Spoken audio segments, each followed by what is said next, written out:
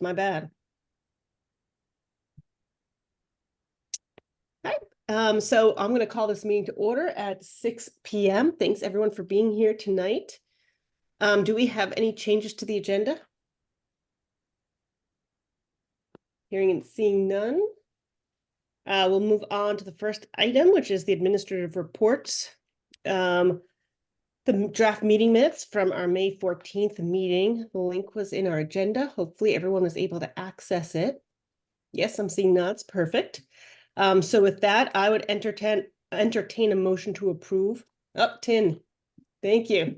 Second by Jack. Thank you. Comments or corrections, edits? All right, hearing and seeing none. All those in favor, please raise your hand or say aye. Aye. Thank you. That was unanimous and nobody can vote twice. No opposition and no abstentions. Motion passes. Thank you all. And thanks for doing a good job on the meeting minutes, Chris. All right, moving on to our audit report, indirect rate review, and 2025 budget preview. So thanks, Inessa, for being here tonight, and all of the draft budget, the auditor's report and associated letters, as well as the indirect rate letter was all circulated on the 2nd. So thanks for doing that in advance so we can look at them all. With that, I think I'll turn it over to you, Inessa. Yes, thank you. Does anybody have any questions? What would be the best way for me to present or talk, focus on anything? And that's let me so let me talk about the budget real quick, if that's okay. Okay. Schedule. So just to remind folks, I've assumed we typically have our annual business meeting in our August full commission meeting. I'm assuming that's what you guys would like to do. I prefer not to move it to September because that's really cutting it close. So the timing, working backwards, is we'll present the full budget to the full commission at that meeting, which means we will present a finalized budget to the executive board at your meeting on, I think it is August 12th. But at your August meeting, or maybe it's August 9th. Anyway, sorry, I don't have that open right now. And before that, Inessa will be meeting with the finance committee ahead of the executive board meeting. And Inessa, I don't know if you've reached out to Tim and Ann yet about moving that out a little bit later. But so the finance committee will have had an opportunity to review the proposed budget and whether or not to endorse it or not, or ask for changes. So your next full commission, the next executive board meeting will be August 13th. Yeah. But on the budget, we'll look at it in a second, but we just discovered today that we've been allocated an additional $80,000 through the Agency of Commerce and Community Development. So my suggestion is we can take a glance at it, but really that has kind of changed a lot. And I need to actually look into the agreement with ACCD about how that's going to be used. I think we're going to be talking about that at the meeting of the RPC directors on Thursday. So I'll have more clarity. So tonight, this will actually cut this part a little bit short, I think. We're going to need to rework that a bit. But the main message is we were okay before. The kind of pulse of funding that we had gotten as a result of the pandemic and other things was subsiding, but now we've gotten this additional funding. I think it's to help us with the reforms to the Act 250 law. So, but I need to find out the details. So anyway, just wanted to give you that context, and I'll turn it over to Inessa. This all happened like at 4:45. Right. Thank you. Well, if nobody have any questions about the audit, it's pretty much straightforward audit. If you familiar with the prior years, we post our audits on our website for 3 years, and I will be posting this shortly. They state that we had a decrease in our fund balance due to a little bit more of expenditures and less of grants and contributions, they call it. So it's, their way to maneuver funding. The auditors also is the same auditor company, so the same company, and they usually in the last, I think, 3 years, they start adding the retirement funding as our liability. So it's inflow and outflow, and I guess it's new regulations, and they have to mention. So there's a huge section in the audit, many pages, about the state of the VEMRs and actuaries and all that stuff. So you can skip that unless you're interested in. So if you would like to see page 11 of the document, there we have. Do you want to share it on this, or do you need to share it, or do others won't need her to share it, or? I think everybody has it, yeah. So it is overall like a combined governmental activities balance sheet, where cash in assets, cash and cash equivalent is combined. It's not only our operating account, it's combined with the line of, RLF, revolving loan fund, with the Brattleboro savings and loan. So it's all combined together. And in the next statement, when they separated by group on page 13, where they separate for general fund. So as you can see, we ended year with 297,000 in the bank, and then revolving fund had 251,000. And then we had a little bit of liability, which is prepaid. Which is not paid bills yet at that moment, and some accrued payroll accrued. We don't have any debt. We are not taking anything. We don't have any balance in line of credit at the end of the fiscal year for us. In deferred revenues, you see 166,000 for general fund. That is because we're not aligned with the state budget, state fiscal year. So they pay us in July, but we start in October. So for us, it's deferred revenue, some amount of it. And yeah, that's about it. The other stuff is here. So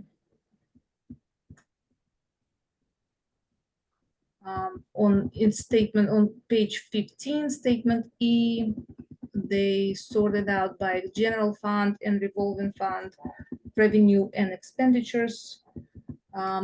You can see in revolving fund column at the end of expenditures, they listed 93,177 grant expenditures. And I asked them for it because first they listed in salary, and I didn't really get any explanation. So I think it's just a plug for them, maybe, in accounting. So grant expenditures in the revolving fund, I don't know what that is, but that's how they reconciled it. This isn't here interesting enough. Does anybody have any questions?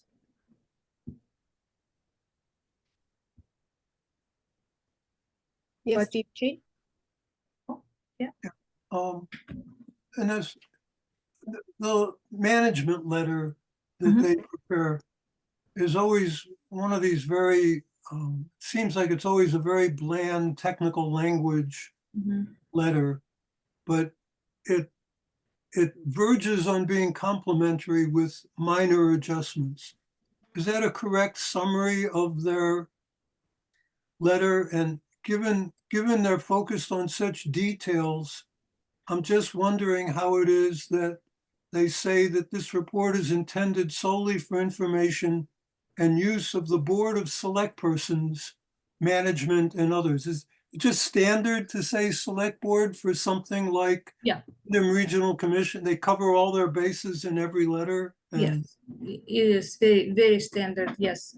Yes, And okay. actually, the recommendations that are listed on the second page are a little bit stretchy, if you will. They couldn't come up with anything else, but came up with that. Mhm. Yeah, Journal entries, they state that in our policies about that is outdated.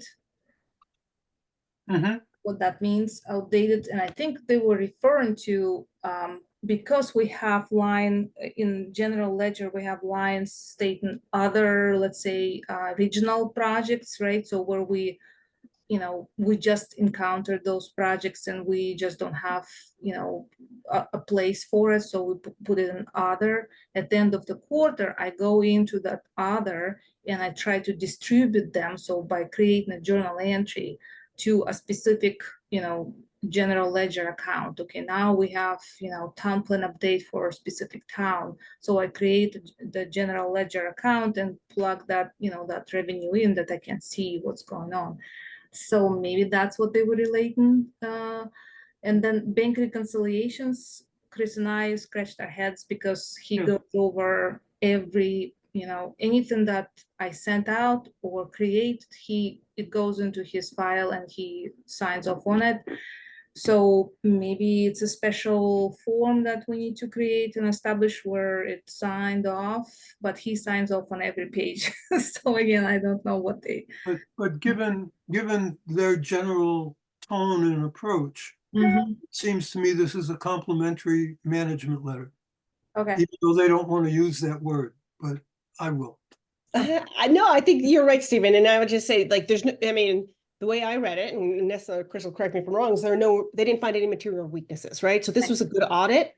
yes, That's what I took away from it, that it was a good Right. audit and that they found some, I think we want the auditors to be doing their job and saying, hey, are there any, improvements, no matter how minor, that we could be making, button things Right. up in even more if possible. And I take that to be what that management letter was. And it seems like things that are really easy to implement should, like bring the cash receipts in sooner, modifying however we do our journal entries. So it seems like we got a good clean audit and some minor recommendations from our auditors about just tweaking, making those minor tweaks right. to So get they're- closer and closer to perfect, they're right?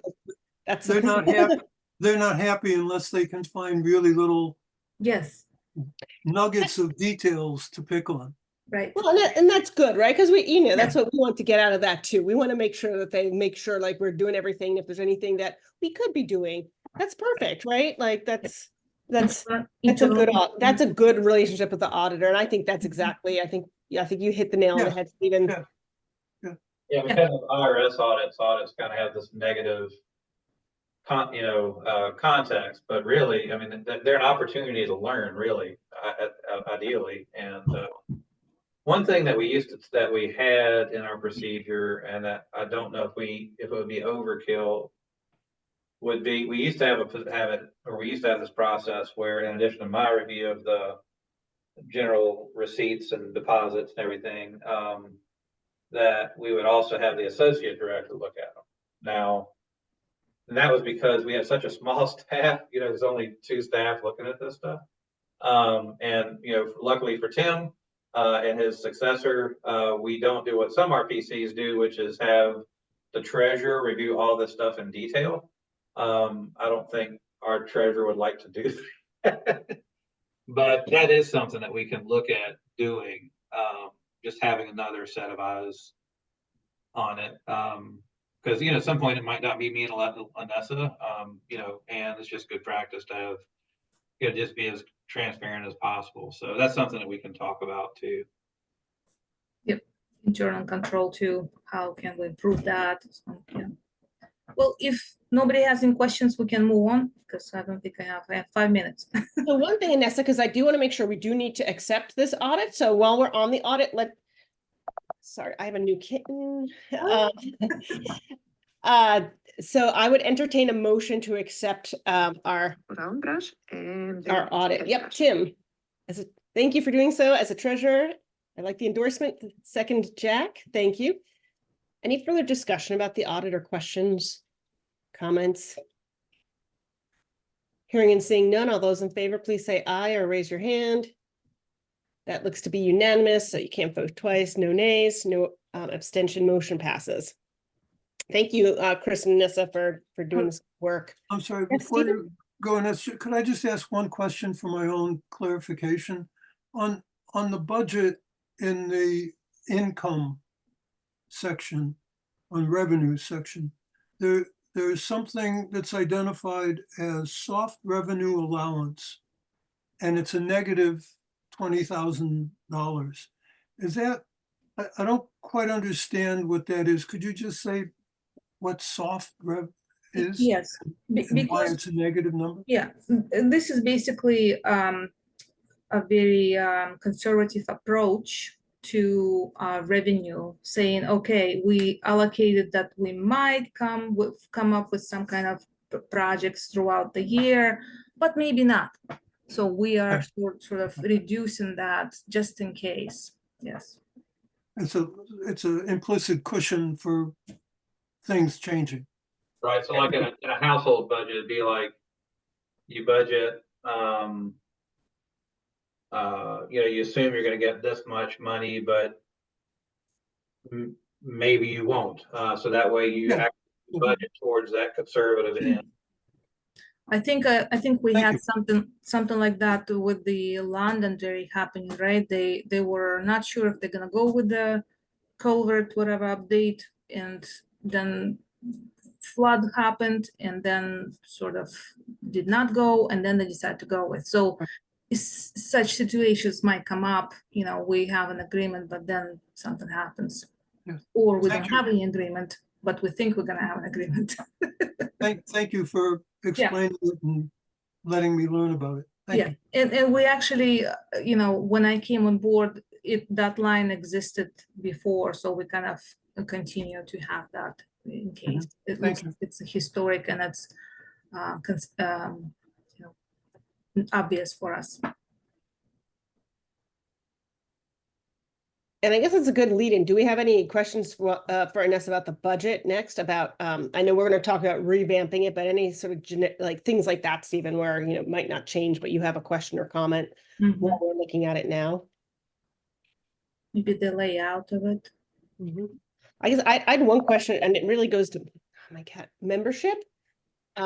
We didn't have a line item for organizational memberships and sponsors last year. It looks like, and it also looks like we're joining VLCT, if I'm reading your notes correctly. And I guess I wanted to make sure I was reading that correct. So I asked that we've increasingly are being asked to either become a member of something or to sponsor something. And so rather than just kind of have it come haphazard, I wanted staff to think about it ahead of time, because there's 2 requests in this one, right, in this meeting. So I wanted to think about it ahead of time so we could budget accordingly. We've been members of VLCT for quite some time. And we actually, it used to be in part because we got our insurance through them, and we still, and that's if you want to explain the benefits there, but. Yeah, we actually belong to a pool of unemployment. So we don't pay out unemployment to the state, we pay to them. And we are members with that. So we pay a membership and then, unemployment insurance. Yes, and this 16,000 represents a lot of items, actually. I pulled together, so there's Dovico, it's our time management platform. Then QuickBooks, some services for HR, PC connection, and then something for GIS, ESRI. I guess it's a software. And then VAP, that NATO, VLCT, Bradford Chambers of Commerce. So all that adds up to 16,370. It's a lot of money. Yeah. So that's why we separated that. Got it. So it was really a separation, not something entirely new. So now it looks like we had last year just 16,000. Now we have 16,000 plus 4,500. So it's a little addition bump up. Rent gonna go up about 2% per month. I'm not sure about the fractional. I kept the same. So that is utilities and heat and stuff like that.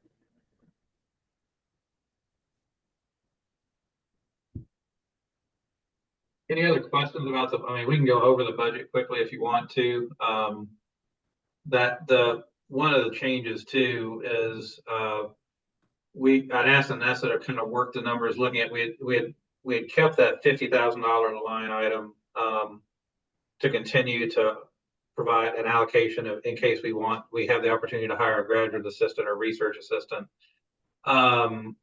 And I'd asked her to look at what would happen if we took like 25,000 of that and applied it to salaries. Right now, we're proposing, before we even knew about the $80,000 increase in our budget, was a 3% increase for staff. We've done a good job elevating the salary levels.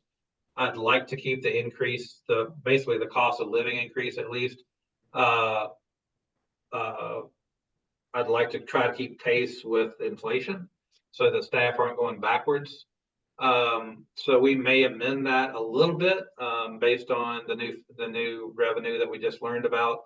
But like I said, I still need to dig in to see what the expectation is.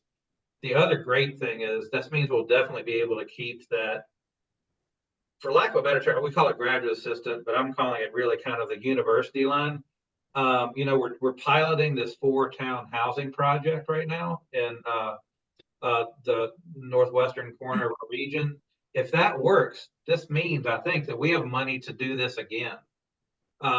It's with another cluster of towns in the region. So that would be like, that's the kind of thing that we would spend that money on. It looks like it's in the contract with ACCD. So that's pretty exciting. And maybe we could even do 2 clusters. It may not be with the American Institute of Architecture Community by Design group supporting the charrette, but it could very well be with a UMass Amherst program supporting a charrette, or Conway School, or Harvard, or somebody else, supporting that kind of work. So that's good news. But we'll bring a solid proposal. The $80,000 changes a lot. I need to also find out, is this likely to be continued? Because we don't want to do anything that upsets the apple cart down the road, like hire an additional full-time staff person that we couldn't support. Right. If it looks like it might continue, we actually have a new intern working with us now. I was going to get to this in my report, but I'll just mention it. Undergraduate from UMass Amherst, he's supporting the Electricity Resiliency Zone project, and also supporting some of the energy reporting work required under the Municipal Energy Resilience Program. And so he's looking for a full-time job. Maybe what we do is like a limited term, in other words, not, like a year-by-year contract or 6 months contract or something like that. With him, keep him on board, because Sue is really needing an assistant on brownfields. Who knows? This guy might work out well. We bring him on as an undergrad, and while he's working with us, he goes to UMass and gets his master's too. I don't know, but I'm just saying, if this is going to continue, we might, this additional $80,000 brings us a whole lot of other options that I need to think through. Yeah. Sounds good. But an additional 80,000 is better than, because one thing to note, at the federal level, nationwide, they cut the emergency management planning grant program by 10%. The state relies heavily on federal funding to support a lot of the emergency management side of Vermont emergency management. And by that, I mean like planning for emergencies. So that because the state agency kind of had to accommodate their increased costs, that translated to a 20% cut in our emergency management planning grant funding, which had basically been level funded since 2017. Luckily, we've gotten an additional $25,000 to support the development of hazard mitigation grant proposal development. And so, so we're not going to be in the hole, at least this year, and I'm going to be working with legislators, the agency, and others about how do we restore that funding, and not actually restore it, but given the frequency of disasters, we actually should be seeing an increase in that. But the state's going to have to put more money into that if the federal government doesn't restore it. So those are the main budget highlights.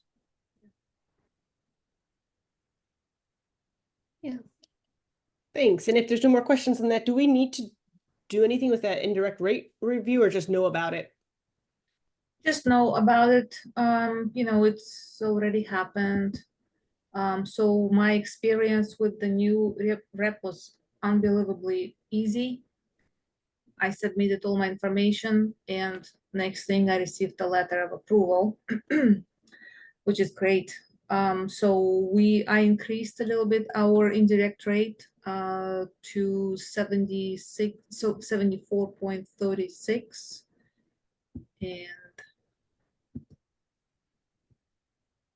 And so folks know the goal with indirect rate, this is the rate that we charge across programs, across grant sources.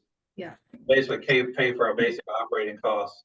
And the goal here is, like, if you overestimate it one year, you then have to make up for that the following year. And so what you want to avoid are these peaks and troughs. Mm-hmm. And so the fact that we've been able to keep a pretty even keel is a real testament to, frankly, how familiar, you know, Vanessa had a hell of a steep learning curve when she started in 2019, and has had to learn all these different programs and the requirements of the financial reporting related to them and our human resources and how do you balance all these different things. So the fact that we've been able to not have those peaks and valleys so far is really good. Now there's some things that are just going to be out of our control. So like, let's say 3 staff were to leave tomorrow and we were to operate for 8 months without 3 staff, then our indirect rate would be out of whack, and we would have to decrease it substantially the following year. Now that's hypothetical. I'm just saying it was not fully in our control,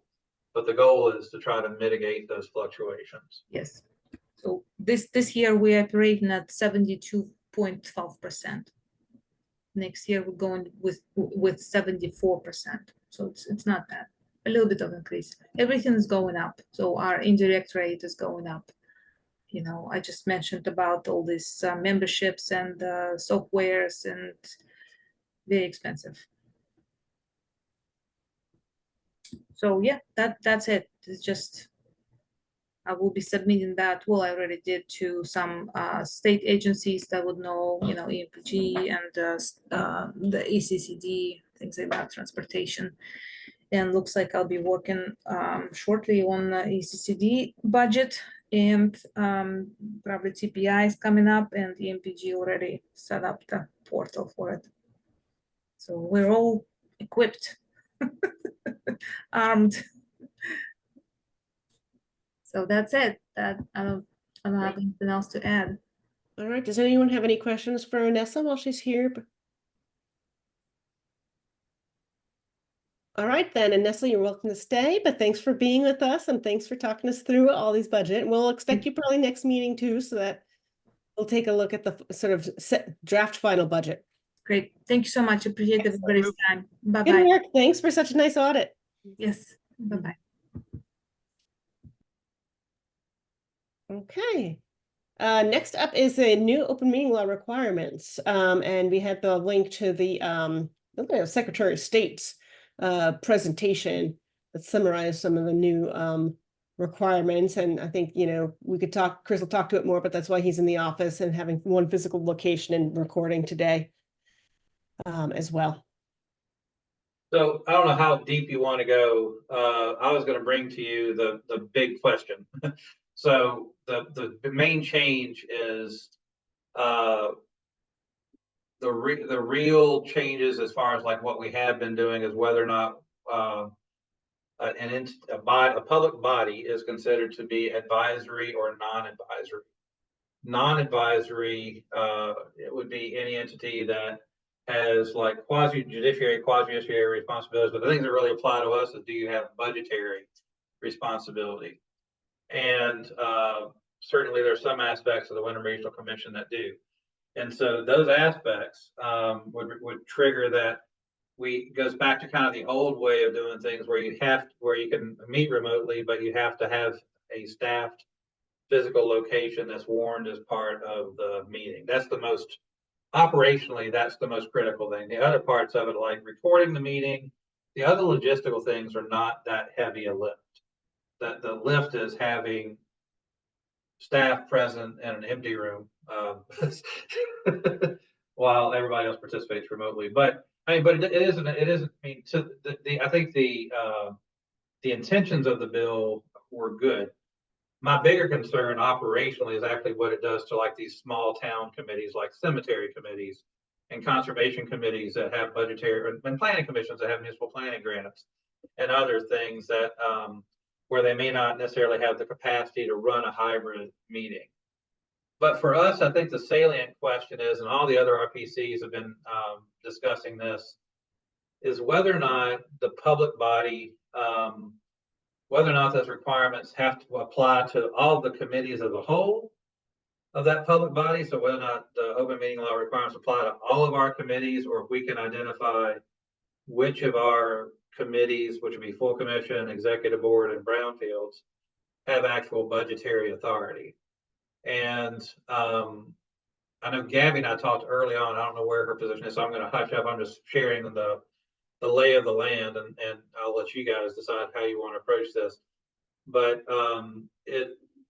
Adam Luigi, who's the director at Addison County, had the Secretary of State actually present to their full commission, and he asked this specific question about, okay, does the whole of the regional commission have to be treated as non-advisory, or could the committees that have advisory function, abide by the law and purely under the advisory requirements? And he came away from that discussion thinking, yes, they could. He went into it a skeptic. I was a skeptic.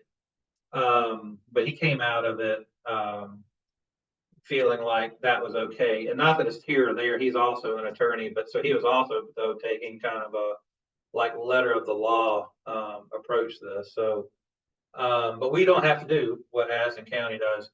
But it looks like the other RPCs are taking this approach where the parts of the commission that have budgetary authority will operate under the non-advisory requirements. The parts of the commission that are clearly advisory will operate under the advisory rules.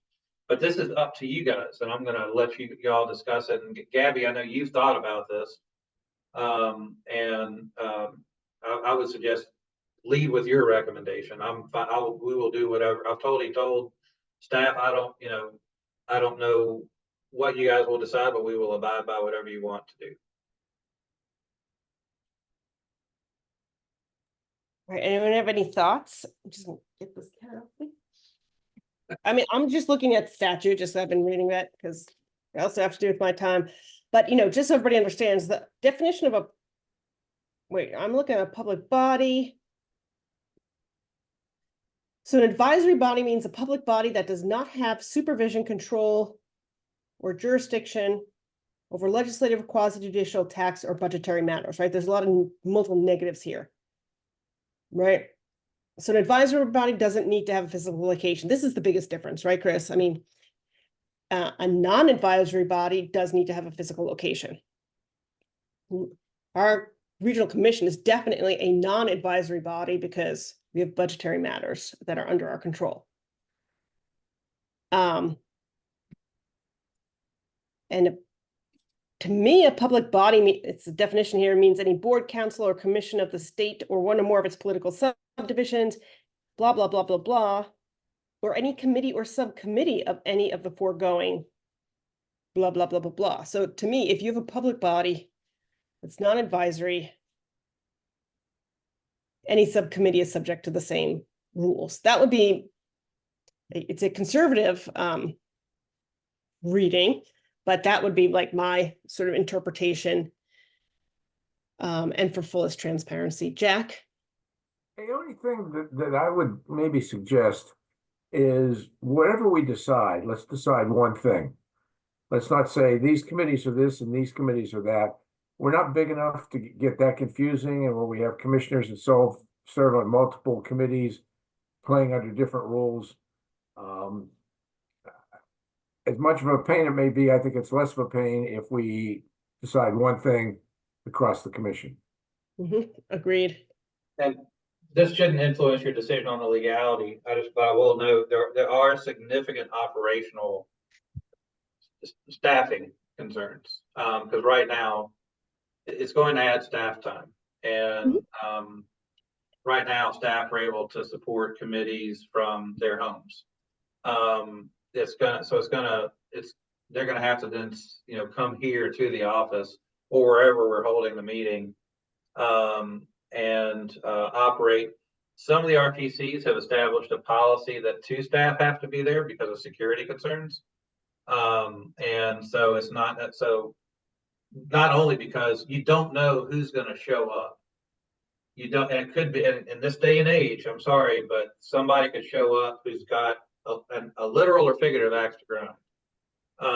And like we know what's been happening in Guilford and other towns, as far as like there's one town to say I'm getting which one, whose town office can't open and staff don't come to the office because of threats to physical safety. And so some RPCs have actually established a position where it's not just 1 staff person, it's 2. I don't need that protection, but I don't think we have a situation where we can like accommodate 1 staff person who feels unsafe. And I mean, we have to have a policy around this. So I'm not trying to sway you one way or another, but there are real operational things. So depending on what you decide, there are going to be some other operational and ultimately budget decisions that are going to have to be made around this too. Jack? To that end, Project Review, as a couple of you know, has just changed their scheduled meeting time from 6 o'clock on the first Tuesday of the month to 3 o'clock. It's same. So that if somebody is in the office, or somebody would be in the office, quite frankly, it doesn't even need to be a committee member. Somebody can set up the out. But in any event, if it is the staff person, the odds are good that there's more than 1 person in the office, and it's during normal meeting hours, and poor Alyssa is not down there by herself at 8:30 or 9 o'clock at night. And that was, maybe not the only reason, but that was a prime consideration for moving that meeting time. And that's a good point, Jack, because that's the other operational thing is the alternative is to shift to during workday hours. So think about all your committees, planning, coordination, and natural resources, and others. Could those shift to mitigate that? And again, so what I would say is decide. We're right now. And if you need more time to decide what you want to do, we can take it. We'll continue. We'll operate under the assumption that everything is non-advisory until such time as the exec board makes a decision. But so don't feel undue pressure. But then we're going to, whatever you guys decide, we'll figure out the operational specifics and what that means. So my words aren't coming very smoothly. No, we know what you're saying. Yes, Steve. In terms of operational issues, is there any flexibility in the open meeting law that says if weather conditions are really terrible, people shouldn't venture out, but they can still have a remote meeting? Or are there other conditions where through adequate notice, as we've been doing for the last 2.5 or almost 3 years, I guess, public meetings are held, made accessible through technology, and the physical location is allowed to be given up because of extenuating circumstances? I mean, it seems trying to get down to Wyndham Regional Office in a blizzard to have a meeting, my guess is the meeting would just be canceled, the time would be lost, but it could be done remotely. Is there any flexibility or any avenue for gaining flexibility in the open meeting law? Oop, oop. Stephen, I think you're Yep. opening a bucket of worms there with going with a weather-based contingency on whether or not you have a meeting. If the weather's so bad that you can't have a meeting, good Lord, you cancel it. I really don't think that should be a consideration in laying out this portion of it. Okay, Yeah, I mean, jump in. I was gonna say something about that, but I mean, I would say we have to cancel the meeting. There is an undue burden. If it's unduly burdensome, Yep. you can make, there's an exception Exactly. and the onus is on the organization to show that it's unduly burdensome. So yeah, there's something, I mean, I think realistically, we'd probably just cancel the meeting. But I think, can we have, like, the broader question is, do we, what do we think we need to do statutorily? And do we want, and I think with Jack's comment that we should do it across the board, and I would say we're a non-advisory board, and the subcommittees are as well, so we should, have a physical meeting location. Unless it's an an emergency, or, they're very specific about the types of meetings you can have hybrid that are super emergencies. it must, well, what I was gonna say was, I'd actually, while everybody's coming in, what I was gonna suggest was that I think it would need to be a written policy that we post on our website that says, in the event of inclement weather that would prevent the physical staffing of a location, that the meeting that we give ourselves the option of continuing the meeting if we were not dealing with any budgetary issue. So in other words, if we were having an exec board meeting but not discussing any budgetary items, that we could continue to have the meeting. So that way you're not canceling the meeting because I can't make it to a physical location that nobody else is going to be at anyway. Because to my mind, that would be a hardship for us to then have to reschedule the meeting only because of the physical meeting requirement. We could otherwise go right ahead and have the meeting, do our business, not have to reschedule the meeting, and not delay other decisions that are non-budgetary. But that's something we can deal with later. But I would hate, because what we were doing before the remote meeting stuff was, if you recall, we told everybody in winter months, always check our website to see if the meeting's been canceled or not. And during the winter months, there were a lot of cancellations, and it was not always easy to try to reschedule that stuff. Sometimes it's not a big deal. You just defer it to the next month. But to my mind, it'd just be a shame to me, it would be unnecessary to try to have to cancel a meeting only because of this physical requirement. So anyway, because if the weather is that bad, nobody else is coming. I mean, I know that's real practical. It's maybe against the letter of the law, but but there is that hardship clause in there. And to my mind, if it was an acknowledged policy and something we're going to do, and we were still, I think, abiding by the intent of the law, which was we're not going to discuss any budgetary matters in a meeting that people didn't have access to physically, that we could continue. But that's just me being incredibly practical. So. Yes, Stephen.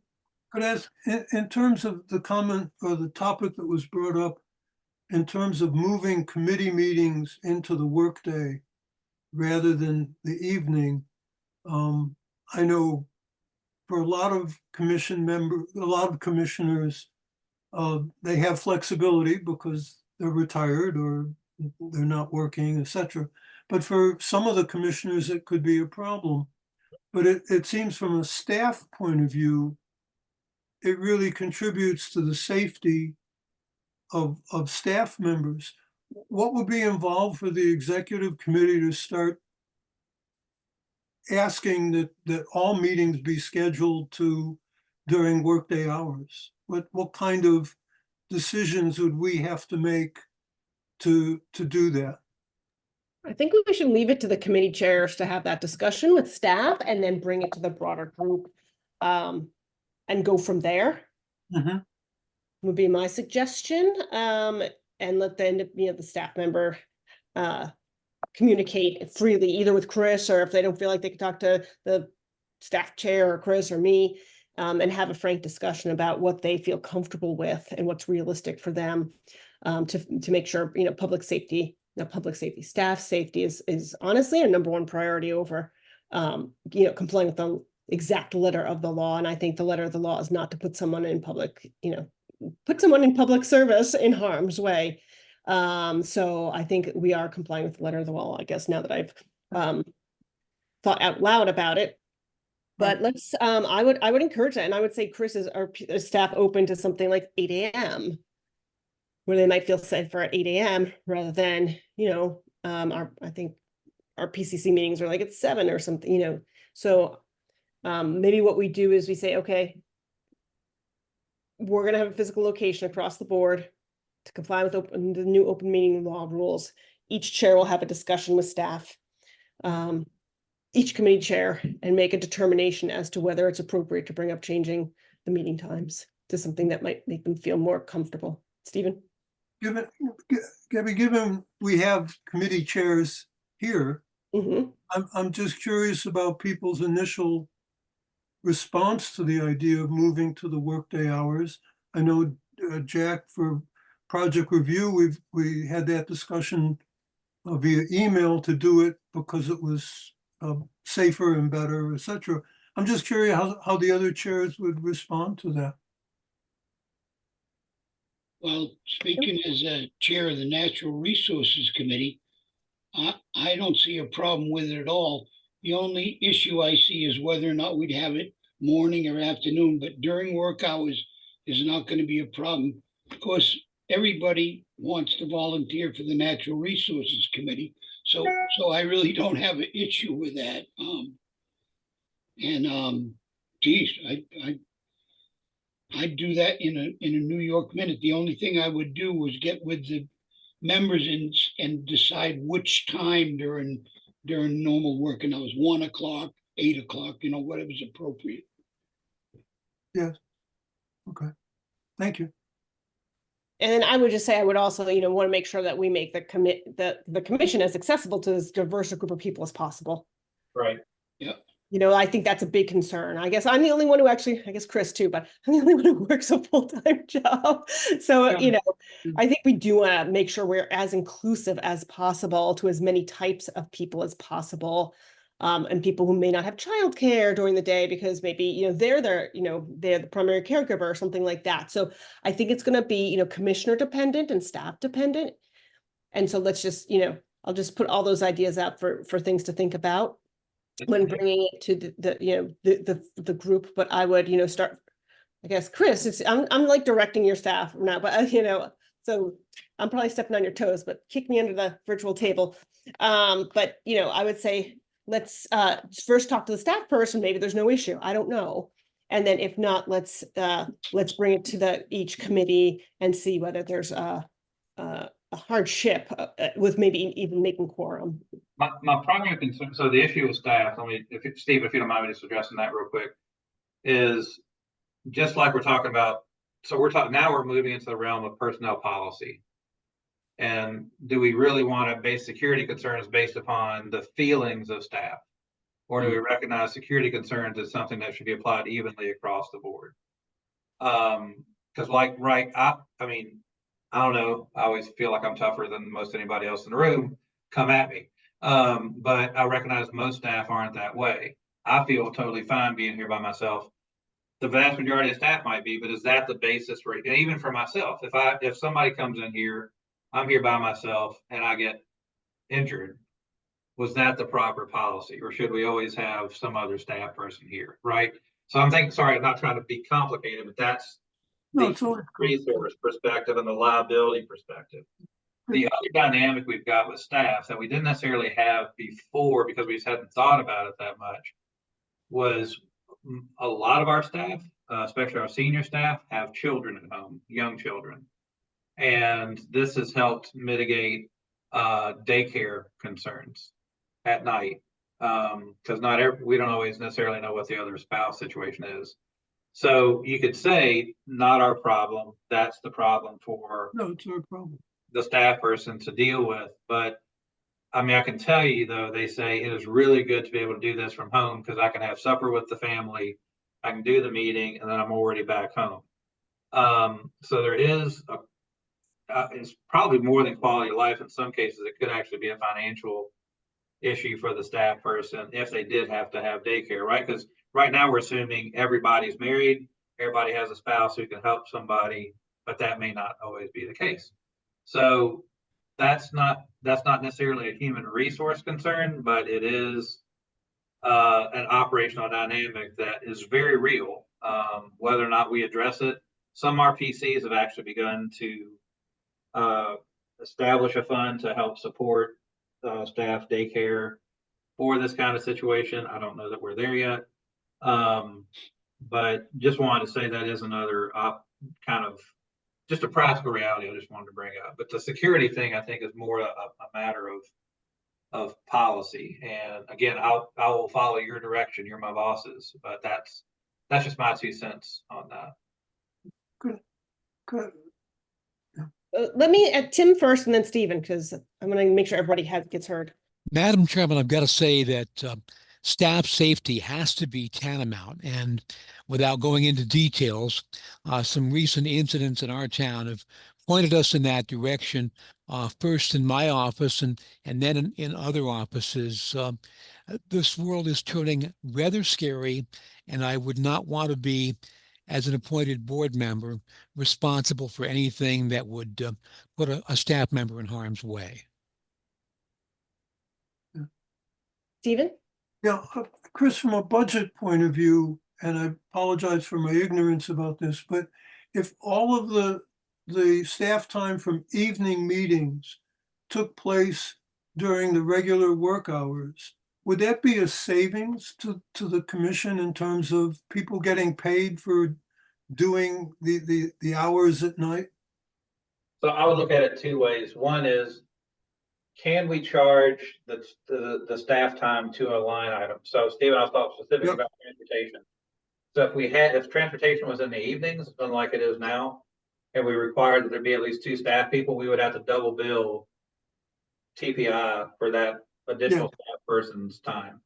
But for some committees, well, there would be an impact potentially because if everybody is just here generally, and we're not having to carve out additional time for somebody to staff a meeting, we're basically doubling up whatever those staffing hours are if you're there specifically for that meeting because it's after hours. Does that make sense?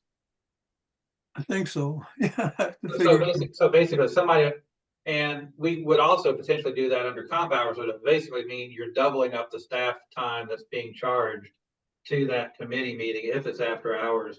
Whereas if it's during hours and they're already staff in the office, the issue, right, is proximity. It's not having somebody in the room, it's having somebody else in the office. So, Yes.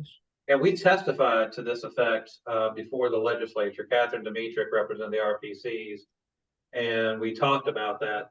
I wish we had gotten a carve out like the CUDs did and the state advisory, not the state entities. I don't think we can probably politically go back in and ask for a carve out for RPCs until this whole law if and when this whole law gets opened up again.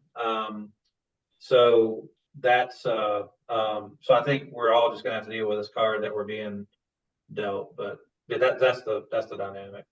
Yeah, and I don't want to bring it into budget. I want to bring it into making sure we're doing the right thing for staff. So I want to sort of take the budget out of it because I feel like whatever we need to do for budget, we need to do. So I guess it seems like we're saying, okay, we'll have a physical location and our meetings need to be held between the hours of 8 a.m. and 4 p.m. Is this what we wanted? I'm just putting it out there. I think we could expand that probably like between 8 and it gets dark early in the winter, so I would say 8 and 5. But Because we do have regular office hours. We call them 9 to 5, but I think 8 is fine. Because the practical reality, Jeff and others come in at 8, Mike comes in at 8.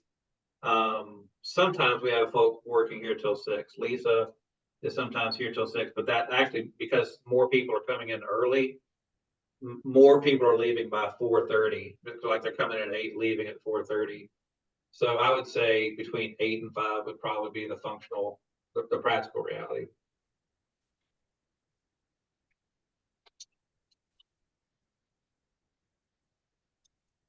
Yeah, So I that works for natural resources, as our meetings are at 5 o'clock anyway. They've always been. So, Well, they'd have to be done by 5, right? that'd be a change. But I So- don't think they'll have a problem with it. I really don't. So do we want to go back to our committees and have a discussion, or do we want to say, okay, like let's create, I guess we should have some sort of policy actually, Chris, that we need to pass, which would go to, probably the full commission if it's policy. You want me to read what I captured from you earlier, Gabby? Sure. So this is not polished, but basically the policy would be we have across the board physical location, a defined place. We can defer, but generally speaking, we're talking the conference room, right? For all committee meetings. Staff will engage with the committee chair about what we just talked about, but basically what we had said was staff would engage with the committee chair and the committee chair would engage with committee members to talk about when the meetings would best work for the membership. But in the interest of security, meetings will be held between 8 in the morning and 5 in the evening on work days. And then I think we give ourselves an escape clause, except in special circumstances when we could define what that is. But that's what I've captured as like the policy. It sounded like what you guys were saying. That work for everybody? Yes. Okay, great. And it seems like we should bring this to the full commission, Chris, since it's policy. Yes. So we'll do that in August, which is So- sort of timing our annual meeting, right? Yeah, so I'll work up the Can policy for you and warn it for the next exec board meeting. Yep. And then I think, can we do something in the interim in the interest of safety and say, But in the interim, I'd still like the opportunity to discuss it with committee members. of course, but I think in the interim, we need to give the staff member control of, if they feel comfortable, and if not, we will make alternate arrangements until our final policy is in place. Does that sound reasonable? So it's just for the interim period. It's more about staff sense of security. Well, but the intent is to adopt that policy. The reason I'm not asking you to do it now is because we didn't warn an adoption. So I want to warn the adoption well, that's a discussion. I mean, if you want, we can, I guess. You don't necessarily have to decide this, right? You can just say, we are going to take this to the full commission in August. Yeah, it's not like a bylaw thing, so we can just bring the policy. Is that what you want to do? Then, so we don't have to talk about it in August. That's what I want to do. I don't know. We should do a motion to that effect, so it's not just me saying. I'd entertain a motion to bring the proposed policy discussed tonight to the full commission meeting in August. Thank you, Jack. Do I have a second? Yep, Jim, I'll take Jim. You're quick though too, Tim. Any further discussion on the matter? And of course, with the interim discussed procedure in place, any further discussion? All those in favor say aye or raise your hand. Aye. Motion's unanimous. Thank you all. And I think, Chris, we already have a policy relating to sort of, what our procedure is, internally was for staff if there is somebody who is disruptive during a meeting. Right, and we should just maybe make sure that's, reminded to staff and the board. And the reality is actually, I think there are actually very few between now and August. The August full commission meeting, because committees are taking time off during the summer, so I don't know that there are going to be that many anyway. Okay, well, thank you all very much. I really appreciate the discussion. This was good. Thank Very, you. very healthy. Okay, non-standing committee review process. In the interest of time, Gabby, do you want to defer this? This does not have to happen this meeting. Yep, yeah, I think that's a great idea. If it's not pressing, let's move it to August. Okay. So just take a look when you get a chance. And the discussion we just have will actually have some impact on this committee review process. So. Okay, funding requests. I've attached those. So Jeff has now he's now an appointed or a member of the Vermont Trails and Greenways Council. And he asked, and I feel like it's appropriate. So this isn't just on Jeff, this was my recommendation, that because we actually have a seat on the council, that we become a member of the council for $250. And I think it's fantastic, that they've invited RPCs to have a member. And because of Jeff's knowledge about not only recreation, but even recreation trail design and everything else, he's a fantastic board member for them, I think. That's great. And I assume he wants to be on the board and is, yeah, this is right up his alley, and he's happy about this. Very much. Perfect. I'd entertain a motion to join Vermont Trails and Greenways. Jack, second. Tim, like it. Any other discussion? Hearing none, all those in favor, please say aye or raise your hand. Thank you. Motion unanimous. Motion passes. And the second one. Vermont Housing Coalition. Last year we provided support of $500. We are a key member and provide some. We're a key member to the Southeast Vermont Housing Coalition. This is a coalition of a broad array of organizations. It's Wyndham Housing Trust. It's Vermont Brattleboro Housing Authority, other housing authorities, Common Ground. Lots of different entities that are working on housing, either for those at high need or VDCCs on it and others. So I would recommend that we continue our support for the coalition. Yes, Tim, is that a motion? Yeah, that is, Madam Chairman. Second by Jack, to continue our membership with that coalition. Any discussion or concerns? Hearing and seeing none, all those in favor of continuing membership or support? Yep, that's unanimous. Motion passes. Thank you all. All right, moving on to our annual meeting preparation nomination. So Tim, I don't know that you formally announced. Yes. I have not given a formal resignation, and my plan was not to do that until around town meeting time next year. So if you want me there, I'm there. If not, that's fine too. No, I think we want you there, but I just wanted you to have a moment to say what you wanted to say, but because I don't think people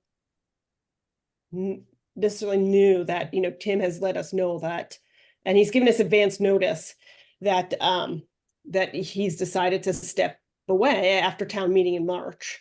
So he's given us plenty of time, since he's a treasurer and plays an integral role, and he knows, and we know that he will be difficult to replace. And I do know that treasurer is tough to replace. So I wanted to give the commission the opportunity to think about lining someone up. And so he's provided notice. And so that's why, we should be thinking this is we should probably put this in action items, is the recruitment, just, for key positions. But that, I apologize. It wasn't appropriate for me to call that out, but I thought that was part of your intent, was to let us know so we could, as part of the nomination process, begin the recruiting, recognizing that we need to find a replacement, and hopefully ideally overlapping, right? Either somebody from the committee taking over or recruiting somebody to serve on the executive board, get their feet under them. Because I think we could always do a mid-year, like as you retire, the full commission could then vote on a replacement. That would be good, because that is my intent to step away as of next town meeting day. Does anybody else want to talk about nominations? You're talking to me, Chris? This will be a shock to some of you maybe, but I notified both Chris and Gabby yesterday And I just sent Alyssa a note about an hour ago. I plan to step down next year as well. I'm in my 20th year. My actual 20th anniversary will be, I think it's July. It's kind of a mid-year appointment. What's unclear yet is whether I'll step down at the end of my town appointment in March or whether I'll stay on to the end of, I was going to say our fiscal year, but actually August when we pass budgets and everything, even though the fiscal year is, I guess, technically 1 October. So, and I left it up to Gabby as to whether I should stay committee chair and vice chair for that period of time or step back to being a regular commissioner and start looking like right away for replacements. Now, we could talk more about that. I'd say first off, it's whatever, you and Tim prefer. It's your, it's up to, what you want to do for your own personal situations. I'm not worried about my personal situation as much as making it a smooth transition. I don't want to pat myself on the back because I'm old and arthritic, and if I did that, I'd probably need a chiropractor to get my arm back. But somebody commented at the meeting in Newfane last month, 2 months ago, that I carried a lot of institutional knowledge, and it might be nice to pass on as much of that as I can to the extent that it's relevant or important. No, I completely, maybe it was me that said it. If not, I should have said it. I hope it was me, because it's absolutely true. And, I was ignoring your email for a little while, Jack. I didn't want to accept the situation, but, I think with both you and Tim, you will be difficult to replace, not just because you hold valuable positions, but because of who you are and what you've brought to this organization. So it's with, deep regret that I received this information. Well, But totally but I just understandable. figured at 20 years, I don't want to say I'm getting a little jaded, but that's a long time. I got Chris beat by like half a decade. But I do think the longer you both can stay and the smoother the transition we can make would be ideal for us. And I really do appreciate that you've been thinking about this, given it serious thought. And I know you all both are very dedicated to this organization, and I'm appreciative of that. So thank you in advance. I'm sorry to see you go, but I completely understand. And I appreciate that you are letting us know far enough where we can do our best to make everything a smooth transition, keep the institutional knowledge, and find the right people to step up. So you both will be very difficult to replace. I don't care what either of you say. Madam Chairman, I just want to say that I volunteered to serve on Wyndham Regional because I just felt that our town in particular had not been talking with the rest of the region. And I really do see a value in the cross communication because I think a lot of bad perceptions and really problems that don't need to happen can be solved just by talking. Agreed. And I will just tell Yeah. one anecdote about Jack. I remember I first got on the project review committee where he took us all on Saturday and drove. It was Stephen Chait, it was Wendy and me and Jack, and drove us around to the region to look at all the different project sites. And I've actually done that, I guess, 3 times now. Once when Alyssa came on board, and once with some of the newer commissioners. But I think very much to Tim's point, it's the reason I joined, having been a member of the local planning commission for a year or so, was these guys were so freaking myopic, it drove me nuts. And they still are. And I wanted to see things in a bigger perspective where real differences can be made. And my concern with a lot of the newer commissioners that have come on, at least initially, a lot of them are in the Connecticut River Valley, and they've never seen the resorts. They've never been up in the high country. And if you can have a regional perspective, you need to have some concept or feeling of what the whole damn region at least looks like. Because I think this came out, Chris, with something you said in the video we did back on the anniversary. The differences within this region, geographically, demographically, and they're just enormous. Yep. True. So if you don't mind, Jack and Tim, Gabby, I was going to prepare to go out under your name. but I was gonna send out like the request for nominations. If you don't mind, I would like to note that we have two officers who will be transitioning out, but they will be staying with us a bit of time. So there's an opportunity for overlap and learning. So I'd like to do that. As far as, I think I am spacing it. It's a new commissioner who has to be, it's a woman, I'm forgetting her name. I think she's a new commissioner from Win Hall who has to be on the nominating committee. I think Jack, you volunteered to help support nominating because we've lost Carolyn and Charlie. And so I'll support you. I got you and you guys in this. I would encourage us to recruit more women to serve on the executive board. We're really getting lean in that regard. Geez, I thought I just saw somebody walking by out there. That would be really weird. This building is interesting at night sometimes. It's not night, but man, it's interesting. I am convinced Mike is still around here sometimes. Sorry, you're gonna think I'm nuts, but it's a benevolent feeling. It's a good feeling. Something I'll just throw out there now, and not putting anybody on the spot, just to think about it, is Stephen, you're really good with procedure and thinking things through. I would encourage you, if you're interested at all, to talk to Jack about project review, because you've reviewed projects professionally. And think about, because it might be easier to replace somebody, the chair of transportation, than it would be to replace somebody with project review who's never done it before. And I don't mean project review within the commission, but I mean, I know what you mean. That approach of reviewing a proposal, looking at the regional plan, advising, managing the meetings, managing the conversation, keeping it focused on the policy, not, emotions or anything. And so anyway, I hope you don't mind my throwing that out there. I'm not trying to overstep, but it's just something that I would, that occurred to me, and hope you don't mind my saying that publicly.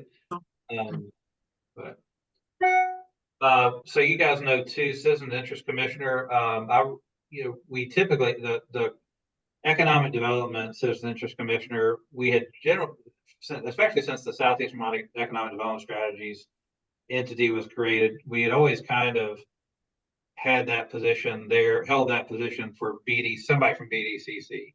So I sent a note to Adam Renaud and Laura Sibilia today, just saying, hey, I'm helping, with the nominations process this time, because we basically are rebuilding our committee. But just wanted to say, Laura, we'd love for you to continue if you're interested and want to, but also feel free if you want to not have somebody else, especially among BDCC staff, participate, because Laura's really limited her availability for both full commission and committee meetings. But this could be an opportunity, like Meg Staloff. She does a lot of work with us to really kind of understand what we're doing and take that back to BDCC. So anyway, I just threw that out there, but asked them to say who they would like to serve. We don't have to go with BDCC, but that's been the intent for about a dozen years now. So I hope that was okay. Just seemed to make sense. Okay. Yeah, and I think the other committee that's looking for members that maybe we should just think about this and come back, but is finance. Yes.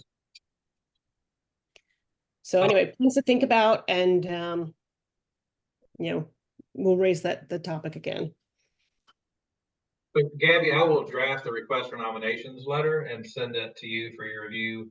And if you don't mind, we'll send it. I'll actually send it out, but under your signature. And Jack, I need to find out. I need to determine exactly which commissioner it was. It's just not coming to off the top of my mind about nominating. I may pull you guys together soon just to kind of go through what process you want to go through. I can support it heavily. Yeah, I know I got a couple of ideas who I think might be good in project review, and I also chatted at length with the new commissioner from Win Hall about wanting to be on nominating, but she's so new, she doesn't know anybody yet. So I don't mean to sound negative, but I don't know how much real help she could be. That's why I think, but I don't want to drop, I don't want to. I think she should be included so she learns, but I think Absolutely. Yeah. we just need to be there so that we can start transitioning and she can start understanding about the various committees and the roles. And I think you're a great teacher for that, Jack. Yeah, absolutely. Well, I was on the faculty of a small school for a while. It was a meager living, but I kept a roof over my head. Yeah, you do a little bit of everything, Jack. All right, so I just want to. I don't want to tell you what I taught because you'll solicit me to take over Tim's role. And secrets come I out thought- at the last I minute. taught corporation finance and principles of investments. Ah, So I'll nominate Jack as treasurer for No. beginning in 2025. Okay, All right, so we'll come back to committee appointments, next meeting, just to see where we are. Yeah. But thanks for everybody for letting us know in advance. thank you so much. Thank you for your service. Madam Chairman, just one other thing. Just thinking about next meeting, is that going to be August 13th? Are you planning on that? I will not be there because there's something about a primary election I'll be taking care of that night. Yes. Well, any of the rest of you, So I'll be, Good. Bonnie will too, I think. Maybe depends if she. Yep, Steve. on the 13th, I'll be counting ballots in the evening, so. Chris, do you think Ashley can just send around and check on quorum for the 13th? I know we always have to change or cancel project review in March because of town meetings. So we lose so many folks. I think Bonnie's also on board of civil authority, and I think Ann might be too. And so's Jim, by the way. So we may need to move, yeah. Okay, we'll talk about that. Let's if we don't have a quorum, then we'll move it. Gabby, what do you know your availability just while I got you? I mean, is the night or is the week before, the week after open for you, or are you on vacation or anything? No, but my calendar's packed, so we should just probably talk about it offline. My calendar's pretty booked. Okay. Yeah, I'll reach out to you, Chris. All right, committee appointments. Yep. And so these are two new commissioners.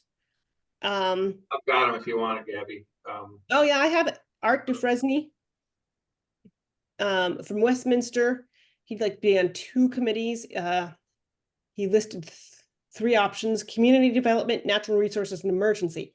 It's like the same popular ones. He also not listed project review committee. Oh, he did? What was the name again? Art Dufresne, he was a new commissioner. He was at the in-person meeting we had. He's got a lot of experience. He'd probably be really good on project review.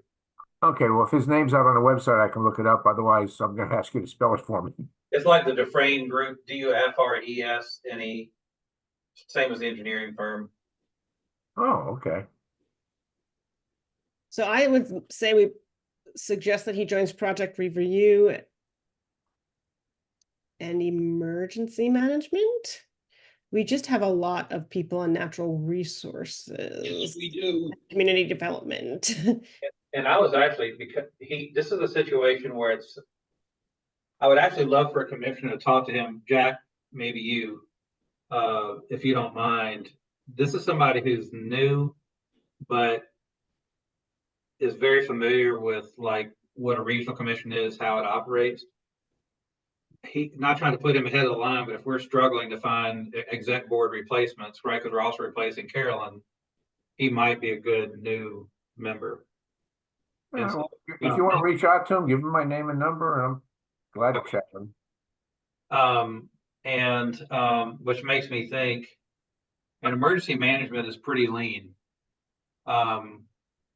Community development may be his preference. I've not heard that Ann is not wanting to serve again, so I think she'd probably like to continue chairing that. But he wouldn't have to be. He wouldn't necessarily have to chair one of the committees yet. He could, function kind of like Carolyn did. But anyway, and it may not be appropriate. I think somebody needs to see. I have no idea if he'd be interested. Yeah, I think let's appoint him and Jack talk to him, and let's not get ahead of our over our skis or whatever that idiom is that I can never. Yeah, say. I was gonna say, regardless of background, just thinking of my background, even though it's now history back in, with the Romans and the Greeks. But being on the commission for a year or two before you chair something, I would really, really recommend, Yeah, Yeah. I agree. The other person is, oh, sorry, Gabby. Nope, I think let's just hold on one second. Let me just finish up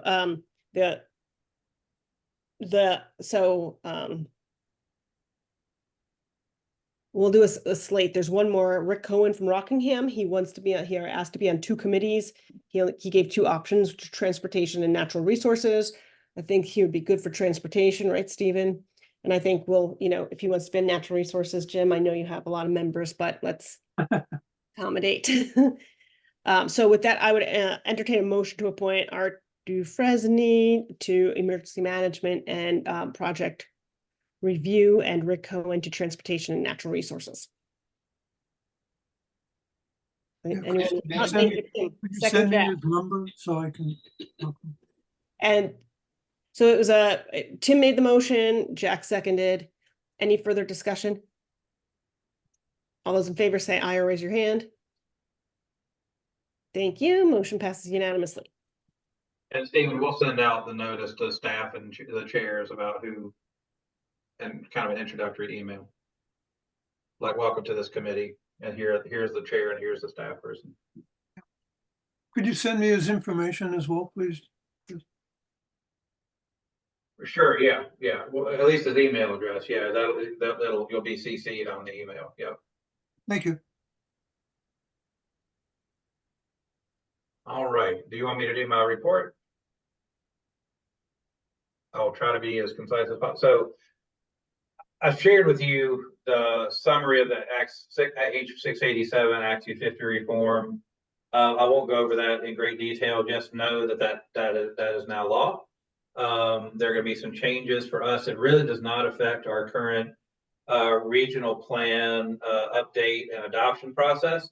Just know that we'll need to make an amendment to the map. I'm trying to remember that. I think it's by 2026. I may be wrong on that, but we may have to update the land use map to meet the new standards in a couple of years. But that's an easy amendment. We may also have. I'm trying to remember all the details, but also update the basically the growth areas, the compact settlement areas. But we've got plenty of time. There are also lots of standards that have to be developed through rulemaking processes. So, what we're planning to do is we want to take a little bit of time to digest this, see what committees and other things evolve statewide to start dealing with this. And we'll have this as a discussion with the full commission, but also we will host a webinar and for all the towns and the general public in autumn about this. So we'll go over. when does it become effective? Isn't it out a year or something? It's not immediate, right? Right. No, there's nothing that really there's one kind of boundary update that has to be done by, I think it's December 2025. But and it's interesting because in the language it says that has to be reviewed and approved by the Land Use Review Board, but it won't even be in existence in December 2025. It's a typo. It'll still be the NRB. But yeah, so we have some time before even the first steps have to take place. God bless the politicos in Montpelier. No, they were all that last minute wrangling. So hope you don't mind me just giving kind of just I mainly want to let you know it will definitely affect us over time. It'll affect some of our processes. No longer will it be the commission approves the plan and towns have the chance to veto it. It will be reviewed externally, and it will be an external review board that ultimately determines whether or not it meets statutory requirements. So there are going to be some changes to process. But we have time to absorb that. And the main thing I think is that it won't affect our current regional plan update. So FYI on that. I attended the Northeast North America Landscape Connectivity Summit in Montreal. This is basically, if you remember, we had the presentation about the Staying Connected initiative about habitat block connectivity and corridor creation and maintenance. This is one of those meetings that when you're at it, you don't realize how big a deal it is until you're kind of like halfway or 3/4 of the way through. This was a big deal. I was one of the few local government people there, but most all, to give you some context, Secretary of Natural Resources, Julie Moore, Commissioner of Wildlife, Chris Herrick, the Director of Wildlife and Fisheries, they gave 2 full days to this. The same thing for like the equivalent folk in the Canadian provinces were there. Most all the big NGO, nonprofit organizations. From the Canada perspective, major representation of Indigenous peoples. And it really is establishing, and this group is going to influence, there's an agreement between the northeastern states and Canada, and then also the federal governments around this. And this group is kind of the manifestation of that agreement that is going to be readopted. But the primary funder of this, they were so impressed by it that we weren't halfway through before they committed to having a second summit. The main thing that I'm brought to the table is recognizing the structure of government in Northeast North America, especially with this land use decisions being made on a municipality by municipality basis. Oftentimes, that will trend, these habitat blocks will transcend that scale of unit. The capacity of these municipalities to do the land use planning is very limited. So we had these breakout sessions. It's my understanding they're still compiling all the information in these breakout sessions. Local capacity kept coming up. So what I'm actually advocating for, what I find is that the state governments, provincial governments, and the NGOs don't really understand when they talk about local capacity. They just know there's an issue, but they don't know exactly what that issue is. I'm advocating for a convening of local and regional / county and whatever exists in the different provinces. That's not everybody, but a conversation and a report that goes out to this larger whole about what are these capacity issues, what are these governance structure issues that everybody should be aware of. And I'm hopeful that maybe the Lincoln Institute of Government, which is involved in this, maybe that would be the research body that would compile all this. But anyway, just wanted to know that it was very worthwhile. There's really concrete stuff that's coming out of it. The other thing that I just, you're kind of in it before you realize the magnitude of it.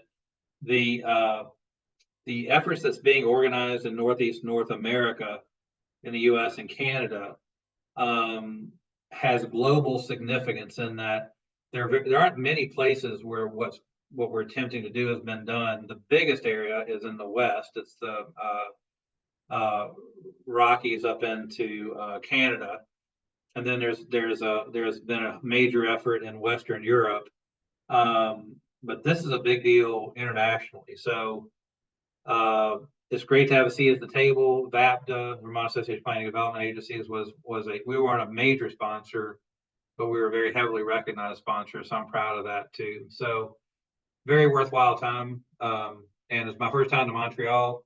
It made me feel like I was really legit in another country. And I realized how my French, I could pull it out of a deep well somewhere. I was not very good, but I knew enough to order food. So that was good. Attended the UVM RISE Summit. I forget what that is. This is the summit that's been convened by the Leahy Institute for Rural Partnerships for the last 2 years. I led a panel on using data to address community needs and placemaking. And it was incredibly well received because we really got into the nitty gritty about like what faculty and others are doing to what happened after the flooding, what folk are doing to try to address housing, to bring data to real world applications at the local level. And the reason why I facilitated the panel is, of course, you know, that there's that project that I'm leading for statewide mapping of wastewater systems. Where are they? What's their capacity? So we can tell at like 30,000 feet where they are and drill down to like the local map. So we actually know where housing can happen and other things. So that went well. And coming off of that, I was asked to participate in a discussion about the future of the Leahy Institute. Right before this meeting, I was interviewed about this.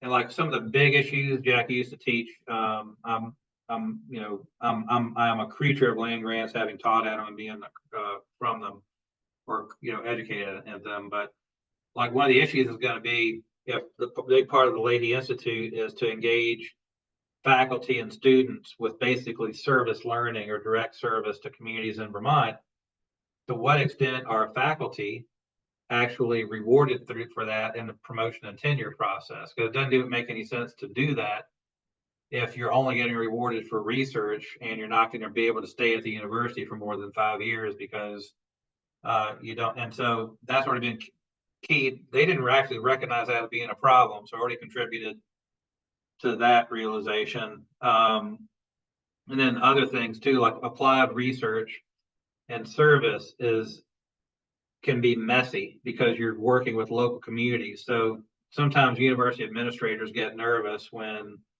like if you're doing research on medical things, I think, right, there may be some controversy within the academy among your peers, but it's not like the local politics when you're working with a town to help them think through wastewater systems or flood adaptation and resilience. And so the university just needs to be prepared for that potential messiness by engaging with local communities. But anyway, I'm just really glad to have been invited to be a part of that conversation, because this Leahy Institute could really be a major contributor to community needs in the state. Hazard mitigation grant program, as you all know, I talked about this before. About $90 million available to the state for municipalities to develop hazard mitigation projects. The state is providing funding, so it's going to be zero local match.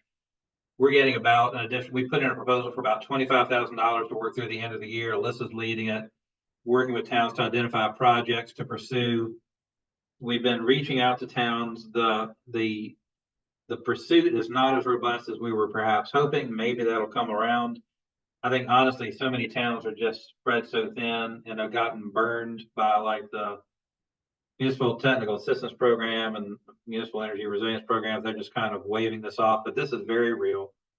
But the great news is that, I've been working with VEM and the flood recovery officers on this concept of having the RPCs get us funding to help develop these proposals, so that the VEM, to help facilitate to take the load off the VEM staff.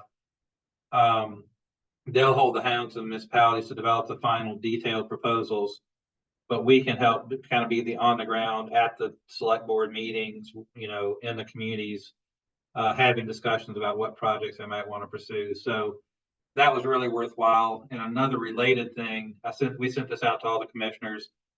I asked the recovery officers to perhaps engage with the Vermont Department of Taxes to put out something about the impacts of flooding on grand list values, because some towns have been voting down, not necessarily in our region, but elsewhere, buyout proposals concerned about the value of the grand list, not really thinking about what's going to happen to the grand list if flood damaged properties remain on the grand list. And this is going to be a rare opportunity where if it's a full buyout is possible. I'm on the review committee. We're accepting all buyouts that come to us. It's fully funded and no local match required at all. So 100% funding. And the people who take the buyouts before the January deadline, the people who agree to it this round, will get full, if they've suffered the July 2023 flooding, we'll get full pre-flood appraised value. After this January round, it's going to be the post-flood value. So there's a clock ticking on this stuff. And last but not least, I proposed a July 30th full commission meeting where the UMass Amherst faculty would present the design concepts that the students did. But Carolina, her mother just passed away. She's recovering from that. She's in Columbia. So actually, what I'm going to propose now is we don't have a July meeting. We'll have our standard meetings in August, September, and October. So I hope that's okay. I can come up with some program in July, but I'd rather not just force something. One potential complicating factor there, excuse me, I've just got a dry throat. The July full commission meeting falls at the same time that the Northern New England chapter of the American Planning Association is meeting in Stowe. And I'm going to be there, Sue's going to be there, and Matt is going to be there. So I think what I would propose is I'll line up an agenda, and I'll work with Gabby on this. For a meeting that the senior planner Mike McConnell can run. Right now, what I'm thinking is it may be like an update on the electricity resiliency project and how GMP is moving toward, and maybe have Green Mountain Power there to present what they're doing statewide about their resiliency plan to basically have batteries in all homes as part of their resilience project, along with undergrounding some power lines and otherwise hardening the system to be more resilient. So just wanted to get a sense if y'all are okay with that, with me not running a full commission meeting. We've had staff run them before. And really, I mean, Gabby, you're the one who run. I'm sorry, I don't mean to say the staff run the meeting. I guess but support the meeting. Yeah, I don't have an issue with that. Which meeting? Again, we're going to cancel July, go with August.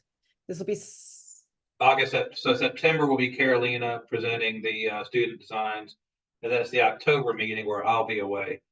So we have plenty of time to plan it out.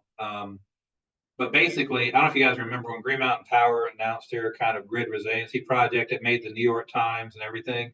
Basically, what I thought we would do is provide an update on our local project, and then have them present what they are presenting to the Public Utility Commission. And I think they'd be open to that. So I think that's all I've got. Let me double check my list. That's everything. So any all right, questions? questions? Oh, we both asked the same thing at the same time. All right, hearing and seeing none. Thank you so much, Chris. Sure. And so we'll cancel July, go for August. We'll have an executive committee meeting in between to review the draft final budget. Okay. Committee chair reports. Anything that any committee chairs want to share that's, they want to make sure we bring attention to at the executive board level. You've all had your big announcements already, so I feel like that's probably enough for one night. All right, I have the just a review of action items. I am supposed to meet with you, Jack, which I will do about, and I think we should put the project review committee updates as a standing item on the full commission agendas, and if it's okay with you, we'll do it in August. Yeah, just so you know, if you want to get hold of me, I'm going to be out of town all next week. Okay. Thanks. We still have the shared services on the action items, and then we already talked about our action item, which is finance and nominating committees. So I think we should add sort of just like nominations in general to that action item group so we don't lose it, but I don't think we will. All right, with that, any thoughts on action items before I plow right forward into adjournment and entertain a motion to adjourn? Thank you, Tim. Do I have a second? Thank you, Jack. Non-debatable. All those in favor say aye or raise your hand. Thank you. Unanimous. We are adjourned at 7:38 p.m. Thanks, y'all, for being here in this